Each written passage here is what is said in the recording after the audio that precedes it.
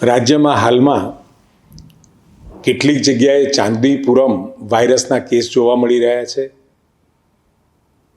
આ વાયરસથી ગભરાવાની જરૂર નથી, પરંતુ સાવચેતી આપણે અવશ્ય રાખીએ।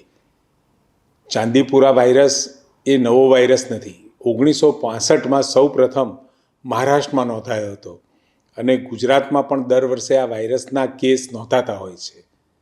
સામાન્યપણે વેક્ટર અસરગ્રસ્ત સેન્ડ ફ્લાય રેત માખીના કરડવાથી આ રોગ થાય છે, જે સામાન્ય રીતે 9 મહિનાથી 14 વર્ષના બાળકોને વધારે અસર કરે છે અને ગ્રામીણ વિસ્તારોમાં વધારે જોવા મળે છે।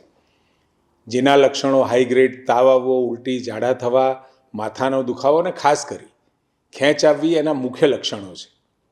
આ પ્રકારના લક્ષણો દેખાય તો તરત જ નજીકના હોસ્પિટલનો ડૉક્ટરનો સંપર્ક કરવો અને ખૂબ ઝડપથી સારવાર માટે આપણે દવાખાનામાં પહોંચી જઈએ। હાલમાં ગુજરાતમાં 4 જિલ્લાઓમાં કુલ 9 કેસ નોંધાયા છે। અન્ય રાજ્યના લોકો પણ અહીંયા વસે છે તેવા 3 કેસ નોંધ્યા છે। હાલમાં 7 દર્દીઓ સારવાર હેઠળ છે। હાલમાં રાજ્યમાં આ રોગના કારણે મૃત્યુ થયા કે કેમ એ કહેવું જરા વહેલું કહેવાશે, પરંતુ પીડિયાટ્રિશિયનો માની રહ્યા છે કે આ લક્ષણો પ્રમાણે આ રોગ હોઈ શકે।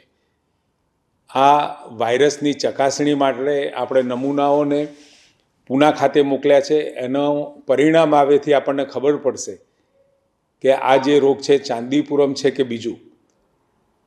નમૂનાઓ મોકલ્યા પછી 10 થી 15 દિવસે આના રિઝલ્ટ આવતા હોય છે।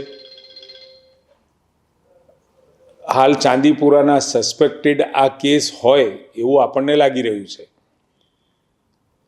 હાલમાં રાજ્યમાં 6 મૃત્યુ નોંધાયા છે।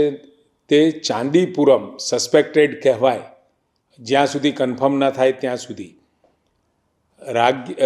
રાજ્ય સરકાર પણ અને આરોગ્ય વિભાગ પણ આ રોગને ફેલાવવા ન દેવા માટે સઘન પ્રમાણે ચેકિંગ અને લોકોનું પરીક્ષણ પણ કરી રહ્યા છે।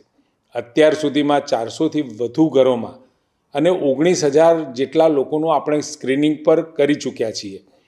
2,000થી વધુ ઘરોમાં દવાઓનો છંટકાવ પણ જ્યાં આપણને આ કેસ મળ્યા ત્યાં આપણે કરી ચૂક્યા છીએ।